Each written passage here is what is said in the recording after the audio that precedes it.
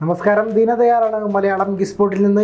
നമ്മളിന്ന് ചർച്ച ചെയ്യുന്നത് വാട്സപ്പിൽ 2020 വരാൻ പോകുന്ന ഫീച്ചറുകളെ പറ്റിയാണ്. വീഡിയോയിലേക്ക് സ്വാഗതം.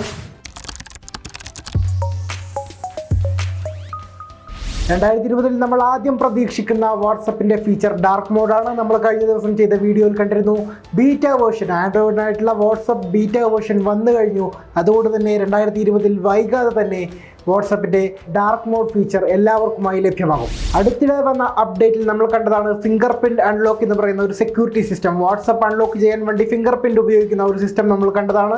ഇപ്പോൾ 2020 വരാൻ പോകുന്ന അപ്ഡേറ്റിൽ വാട്സപ്പ് കൊണ്ടുവരുന്നത് ഒരു ഫേഷ്യൽ റെക്കഗ്നേഷൻ സംവിധാനമാണ്. നമ്മുടെ മുഖം തിരിച്ചറിഞ്ഞ് വാട്സപ്പ് അൺലോക്ക് ചെയ്യുന്ന പുതിയ സംവിധാനമാണ് വരാൻ പോകുന്നത്.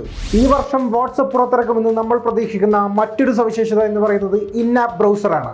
അതായത് വാട്സപ്പിനകത്ത് തന്നെ ചേർത്തിരിക്കുന്ന ഒരു ബ്രൗസർ സംവിധാനമാണിത്. നമുക്കറിയാം, നമ്മൾ യൂട്യൂബ് ലിങ്കുകൾ വാട്സപ്പിലൂടെ ആരെങ്കിലും അയച്ചു തരികയാണെങ്കിൽ അത് ഓപ്പൺ ചെയ്ത് കഴിഞ്ഞാൽ ആ വീഡിയോ വാട്സപ്പ് ക്ലോസ് ചെയ്യാതെ തന്നെ നമുക്ക് കാണാൻ സാധിക്കുന്ന ഒരു സംവിധാനം നിലവിലുണ്ട്.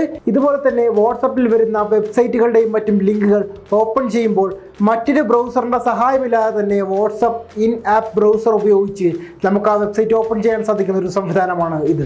വാട്സപ്പിൽ വരാൻ പോകുന്ന മറ്റൊരു പുതിയ ഫീച്ചർ എന്ന് പറയുന്നത് നമ്മുടെ ലാസ്റ്റ് സീൻ ആർക്കൊക്കെ കാണാമെന്ന് നമ്മൾ തന്നെ തിരഞ്ഞെടുക്കുന്ന ഒരു സംവിധാനമാണ്. നമുക്കറിയാം, ഇപ്പോൾ നിലവിൽ 3 ഓപ്ഷൻസാണ് നമുക്കതിനായിട്ടുള്ളത്. Nobody, everyone, my contacts. അതായത് നമ്മുടെ കോണ്ടാക്റ്റുകൾ, അതല്ലെങ്കിൽ ആരും കാണാതെ നമുക്ക് ഹൈഡ് ചെയ്ത് വെക്കാം, അതല്ലെങ്കിൽ എല്ലാവർക്കും നമ്മുടെ ലാസ്റ്റ് സീൻ കാണുന്ന രീതിയിൽ നമുക്ക് സെറ്റ് ചെയ്ത് വെക്കുകയും ചെയ്യാം. എന്നാൽ പുതുതായി വരുന്ന ഫീച്ചറിലോട് കൂടിയിട്ട് നമ്മുടെ കോണ്ടാക്റ്റുകളിൽ നമ്മൾ തിരഞ്ഞെടുക്കുന്ന ആളുകൾക്ക് മാത്രം നമ്മുടെ ലാസ്റ്റ് സീൻ കാണാൻ വേണ്ടി സാധിക്കും. മറ്റുള്ളവരിൽ നിന്നും നമ്മുടെ ലാസ്റ്റ് സീൻ ഹൈഡ് ചെയ്ത് വെക്കാനും സാധിക്കും. ഈ വർഷം വാട്സപ്പിൽ നിന്നും പ്രതീക്ഷിക്കാവുന്ന ഏറ്റവും വലിയ മറ്റൊരു സവിശേഷത എന്ന് പറയുന്നത് സെൽഫ് ഡിസ്ട്രക്റ്റീവ് മെസ്സേജുകളാണ്. അതായത് നമുക്കറിയാം, ഇപ്പോൾ തന്നെ വാട്സപ്പ് നമ്മൾ ഒരാൾക്ക് ഒരു മെസ്സേജ് അയച്ചിട്ടുണ്ടെങ്കിൽ അത് തെറ്റായിട്ടാണ് പോയതെങ്കിൽ അത് ഡിലീറ്റ് ചെയ്യാനുള്ള സംവിധാനം നമുക്ക് വാട്സപ്പ് നൽകുന്നുണ്ട്. ഇതിൽ ഒരു പോരായ്മ എന്ന് പറയുന്നത് ഒരു മെസ്സേജ് ഡിലീറ്റ് ചെയ്ത് കഴിഞ്ഞാൽ അത് പ്രത്യേകമായി എടുത്തു കാണിക്കുന്ന ഒരു സംവിധാനമാണ് നിലവിലുള്ളത്. എന്നാൽ ഇത്തരത്തിലുള്ള യാതൊരുവിധ തെളിവുകളും അവശേഷിപ്പിക്കാതെ നമുക്ക് വാട്സപ്പ് മെസ്സേജുകൾ ഡിലീറ്റ് ചെയ്യാൻ സാധിക്കും.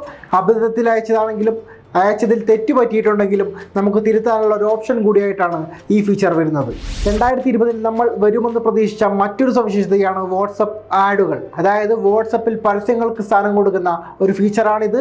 ഇതിലൂടെ ഫേസ്ബുക്ക് ലാഭമുണ്ടാക്കാൻ വേണ്ടി ശ്രമിക്കുന്നു എന്ന് തുടങ്ങിയ റിപ്പോർട്ടുകൾ ഉണ്ടായിരുന്നു.